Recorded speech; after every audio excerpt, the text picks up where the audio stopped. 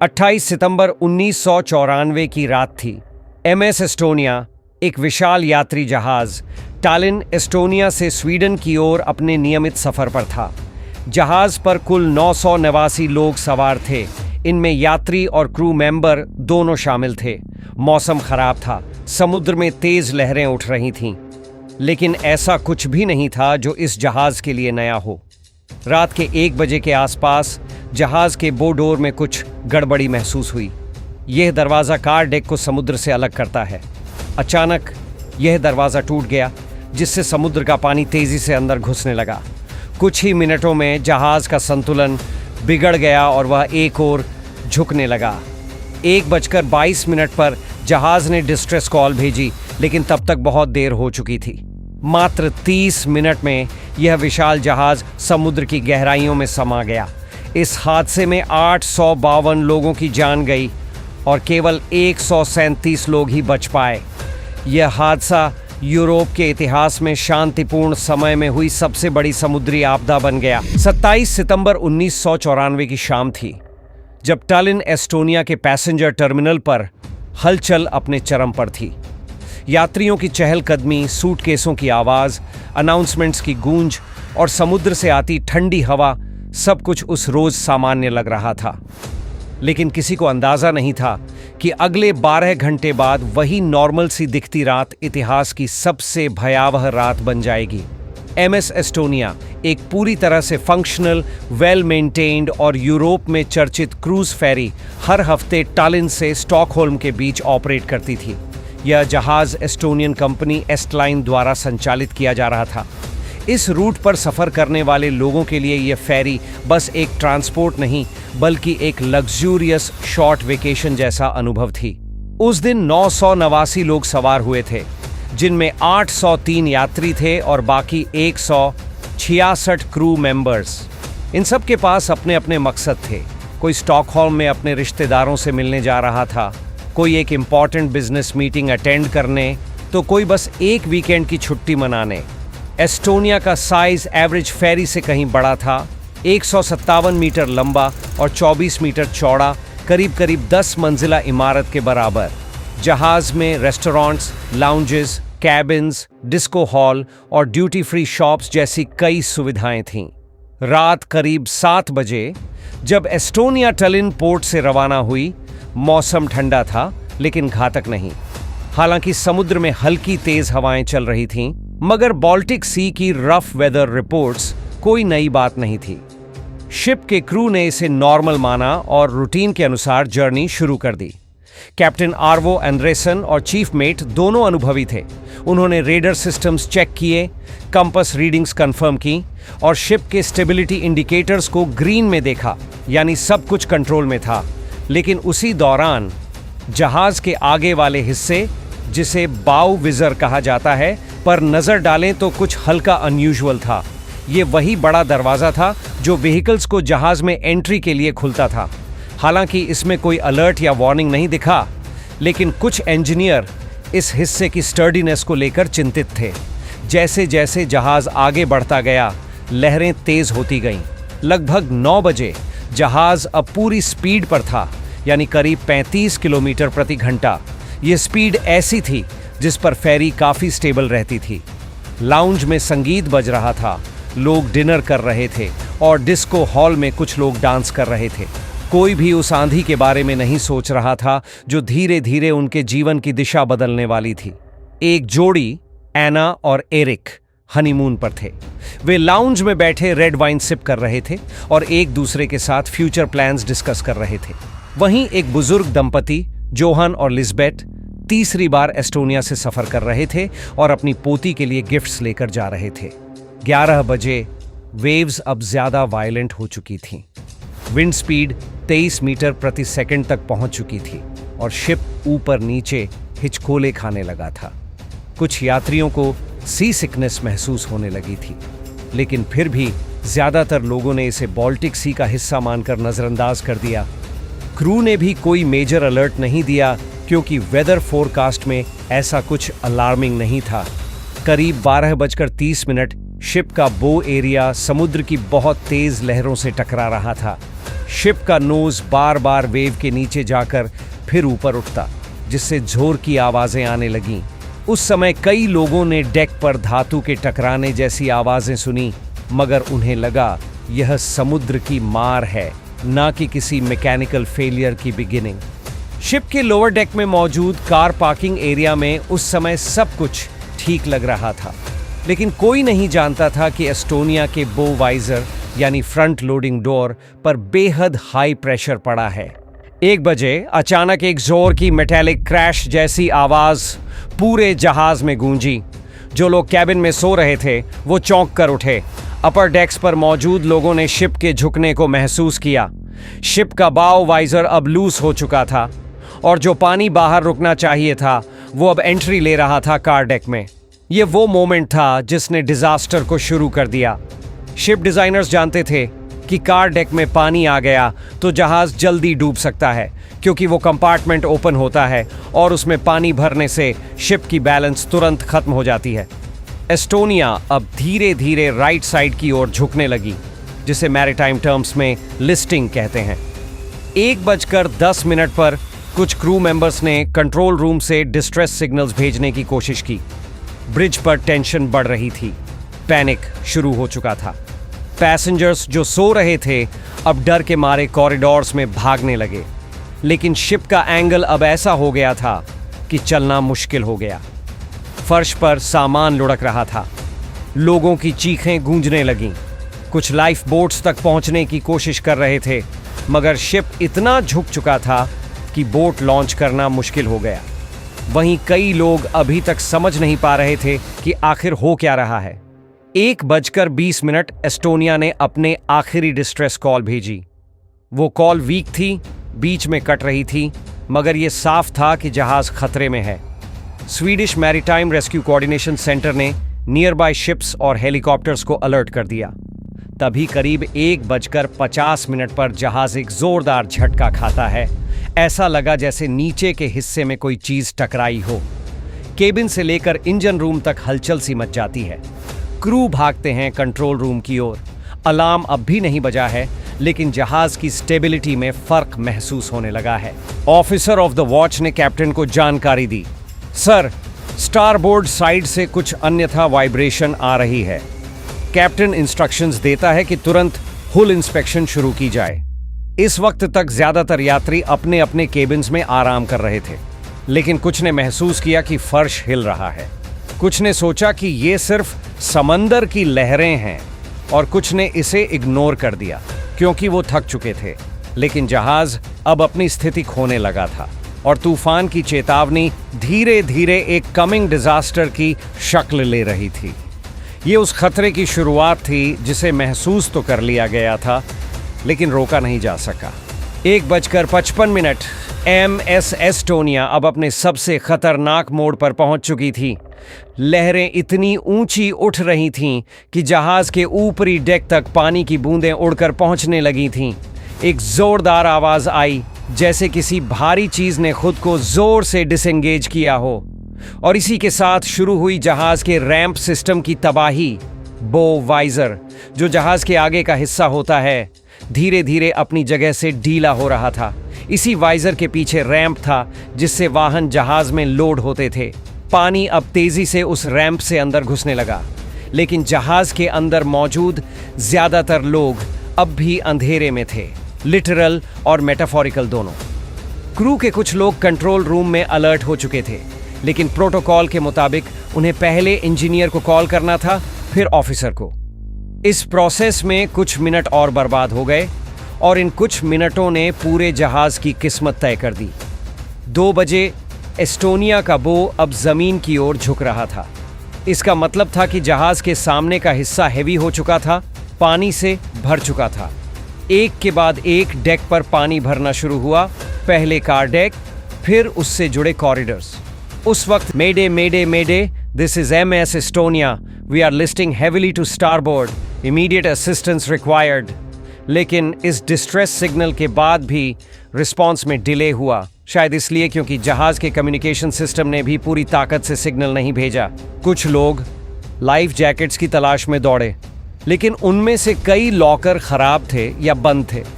जिन्हें जैकेट्स मिली वो भ्रमित थे। उन्हें समझ नहीं आ रहा था कि बाहर निकलें कैसे। इमरजेंसी एग्जिट्स की जानकारी ज़्यादातर लोगों को थी ही नहीं। क्रू के पास समय नहीं था कि वो इंडिविजुअली सबको गाइड करें। 2:10 तक जहाज का एंगल लगभग 30 डिग्री हो घड़ी अब 3 बजे सुबह दिखा रही थी और अभी तक कोई रेस्क्यू नहीं पहुंचा था।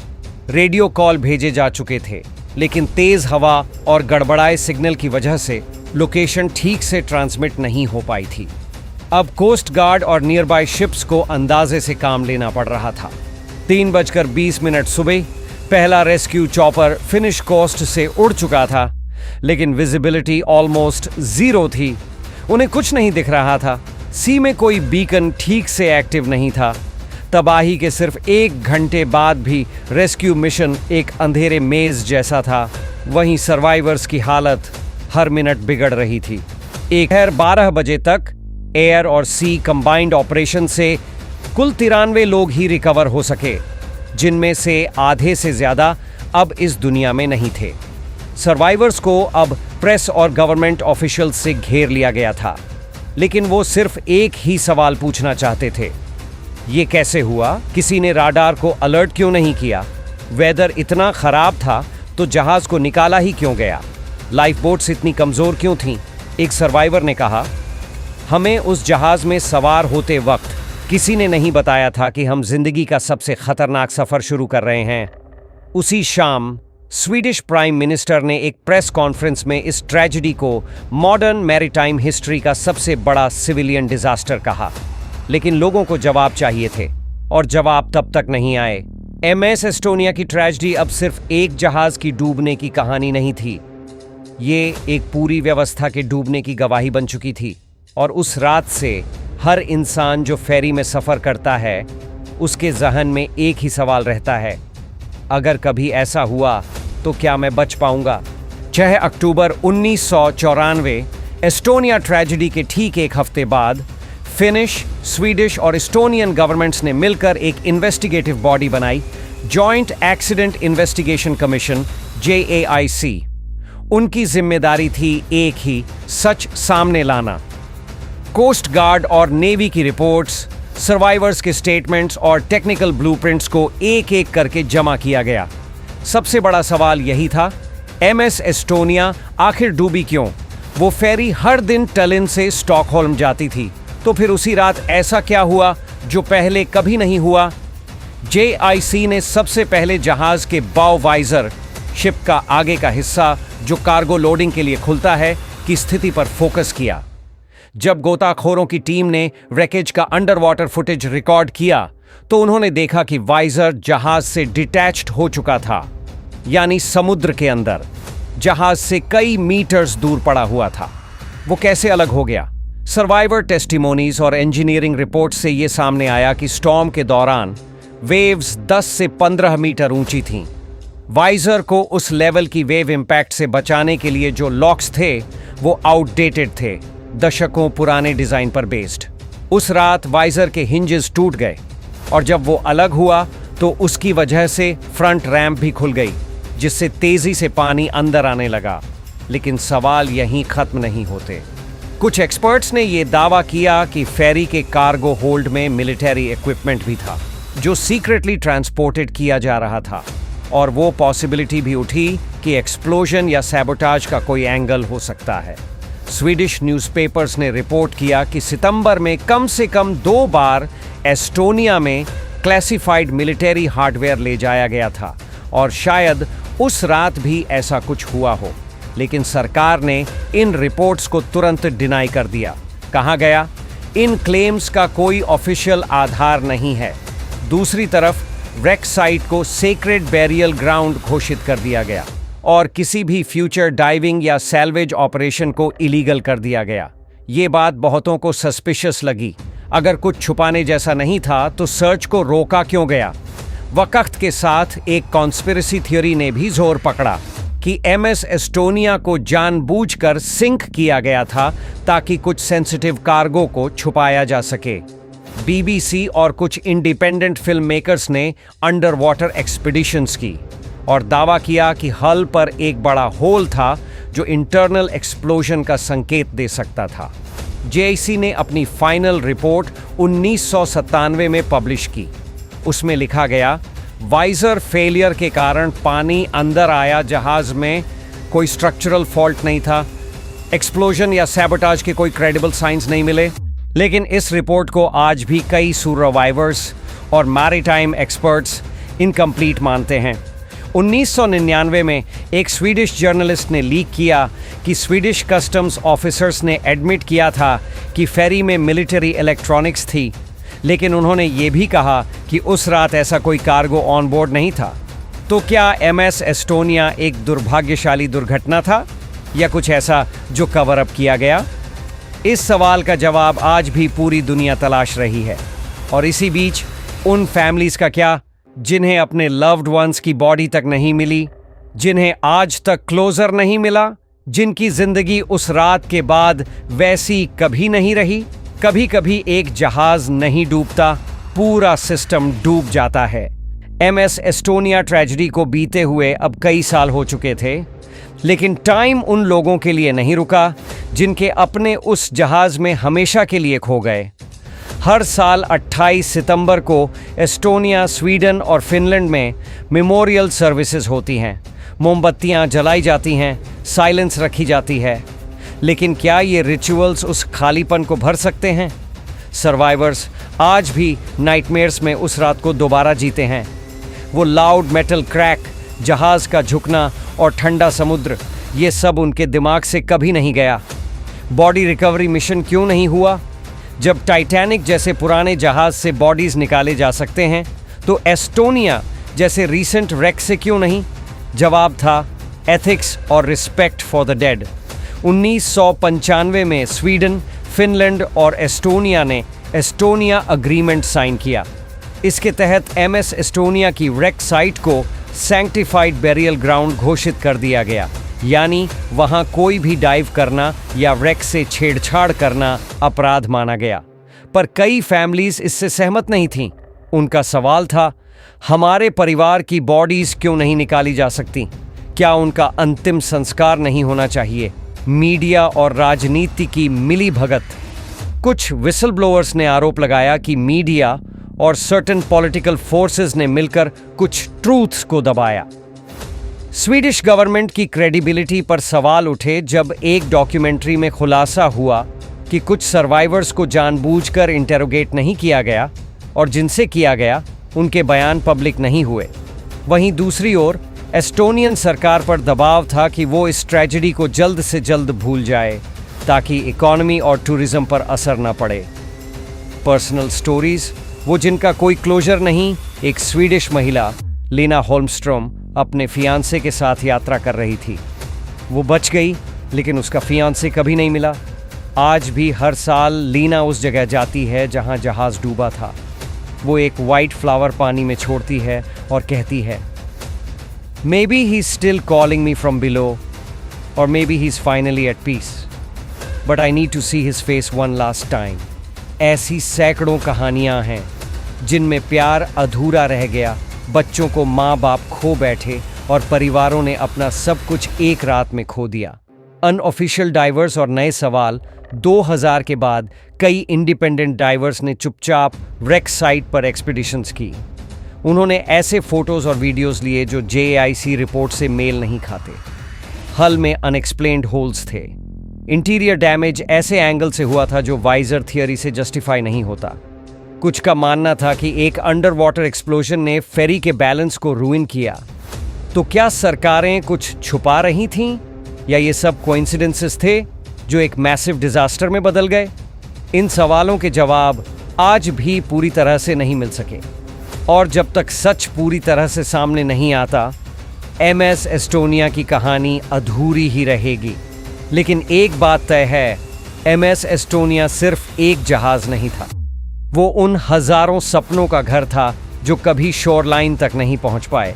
28 सितंबर 1994 की रात को जो हुआ, वो यूरोप के इतिहास की सबसे भयानक फेरी डिजास्टर्स में से एक बन गया। लेकिन अब जब हम कहानी के अंत पर पहुंच रहे हैं, हमें खुद से एक आखिरी सवाल पूछना चाहिए। क्या एमएस एस्टोनिया का डूबना सिर्फ एक एक्सीडेंट था या इसके पीछे कुछ ऐसा था जो जानबूझकर छिपाया गया? आइए एक एक करके उन संभावनाओं और तथ्यों की आखिरी पड़ताल करते हैं। 1. Weather conditions. उस रात बाल्टिक सी में तूफान था। 10 से 15 मीटर ऊंची लहरें उठ रही थीं। लेकिन क्या सिर्फ रफ वेदर ही इस हादसे का कारण हो सकता है? नहीं, क्योंकि इससे पहले भी कई बार इस रूट पर शिप्स ने तूफानी हालात में सेफली यात्रा की थी। एस्टोनिया के क्रू ने उस रात कोई डिस्ट्रेस सिग्नल भी नहीं भेजा, यानी खतरा जितना बड़ा था उसे पहले से अंदाजा नहीं लगाया गया। 2. Visor failure. JAIC ने अपनी रिपोर्ट में कहा था कि बो वाइजर की खराबी के कारण वाटर अंदर आया और शिप डूब गई। ये वाइजर डिकेड्स पुराना डिजाइन था और उस पर इतने बड़े स्टॉर्म का दबाव नहीं झेला जा सका। लेकिन इंडिपेंडेंट रिपोर्ट्स में पाया गया कि वाइजर फेलियर अलोन इतनी जल्दी सिंकिंग कॉज नहीं कर सकता। 3. Structural flaws. एस्टोनिया का हल रिपोर्टेडली साउंड कंडीशन में था, लेकिन बाद में अंडर वाटर एक्सपीडिशंस ने हल के एक हिस्से में बड़ा होल दिखाया जो शायद किसी एक्सप्लोजन से बना हो। स्वीडिश फिल्म मेकर जुट्टा राबे ने अपनी डॉक्यूमेंट्री में दावा किया कि जहाज के नीचे ब्लास्ट मार्क्स थे। इसने पूरी दुनिया में सनसनी मचा दी थी। 4. Military cargo theory. Swedish newspapers और विसल ब्लोअर्स ने बार बार कहा कि एस्टोनिया पर उस रात सीक्रेट मिलिट्री हार्डवेयर ले जाया जा रहा था। 1997 में लीक्ड डॉक्यूमेंट से पता चला कि सितंबर के शुरुआती दिनों में स्वीडन ने एस्टोनिया के जरिए रूसी सैन्य उपकरण गुप्त रूप से आयात किया था। क्या उसी तरह का कोई कार्गो 28 सितंबर को भी ऑन बोर्ड था? और अगर था तो क्या उसी की वजह से सैबोटाज या टारगेटेड एक्सप्लोजन हुआ? 5वीं खोज अभियान और गोपना एस्टोनिया व्रेक को सेंकड़ बुरियल ग्राउंड घोषित कर देना और आगे की खोज पर बैन लगाना। बहुत से लोगों को यह सस्पिशियस लगा, क्योंकि अगर कुछ छिपाने लायक नहीं था तो खोज की अनुमति क्यों नहीं दी गई? 6. राजनीतिक कारण। एस्टोनिया की सुनामी के बाद बाल्टिक राजनीति में भारी बदलाव आए।